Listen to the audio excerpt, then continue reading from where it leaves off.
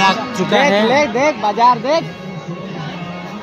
अनिल एक भोपू लेना ना तू भी बराबर ઓલા તમારે મસાલા આવું છે ગુજરાતમાં છે આ લોકેશન. અમે લોકેશન કહીએ તમને દેવીપાડા આવવું પડશે. તમને આ જો ચપ્પલ છોકરીઓ જોતી હોય તો જોજો, ચપ્પલ બહુ મસ્ત મસ્ત મળતા છે.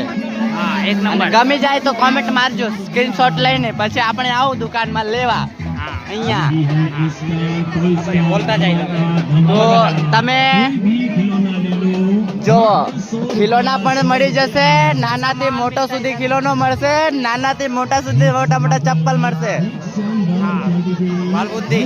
અને ખાવું હોય તો ભૂખ લાગે તો ખાઈ લેજો. આ गाइस भीड़ दबा के है. और ये बैग लेने का है ठेली क्या बोलते, ठेला बोलते हैं कि इसको क्या बोलते हैं, लेडीज को ही पता. हम तो ठेला ही बोलते हैं, हम इन्हें ठेलो ज कहिए हमें. तो मेले का भरपूर फायदा उठाइए. मात्र 100 रुपया में कोई भी आइटम लेकर जाइए. ये